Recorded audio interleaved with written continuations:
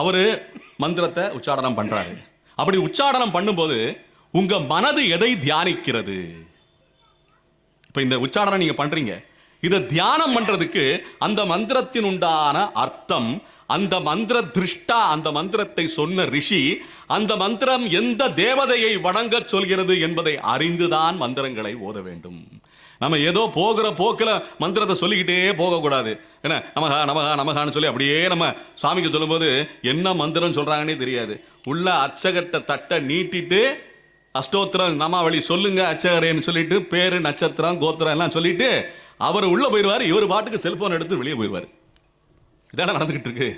அவருக்கு கால் வந்துருச்சு, அவர் போயிட்டாரு. என்ன இவர் தலைகால் புரியாம அவர் அர்ச்சனை பண்ணிட்டு தட்டை நீட்டிக்கிட்டு இருப்பாரு. சம்பாவனை கொடுத்து வெளியே வர வேண்டியதான். அப்ப அர்த்தம் இல்லாம இருக்கே அப்படின்னு சொல்லும்போது சொல்லித்தரப்படுகின்ற விஷயம். எந்திரம் என்ன? இயங்குகின்ற பொருள்னு அர்த்தம். தந்திரம் என்ன? இயக்கம்னு அர்த்தம். இதாங்க இந்த உலகத்துல எல்லா விஷயங்கள்லையும் நடந்துகிட்டு இருக்கு. ஒரு விஷயம் ரெண்டு விஷயம் கிடையாது. பிறந்ததுல இருந்து நம்ம வேற்று உலகத்திற்கு போகும் வரை அது வைகுண்டமாகவும் இருக்கலாம், சந்திரலோகமாகவும் இருக்கலாம், இந்திரலோகமாகவும் இருக்கலாம், மறுபடியும் ஐயம்பேட்டைக்கே வந்து பிறக்கலாம். அப்படி இருக்கும்போது இது எல்லாமே இந்த மந்திரம் எந்திரம் தந்திரத்திலேயே முடிஞ்சிடும். அப்படி இருக்கும்போது இப்ப இந்த மந்திரம் எந்திரம் தந்திரம் பகவானால் தரப்பட்டவை. பகவானாலே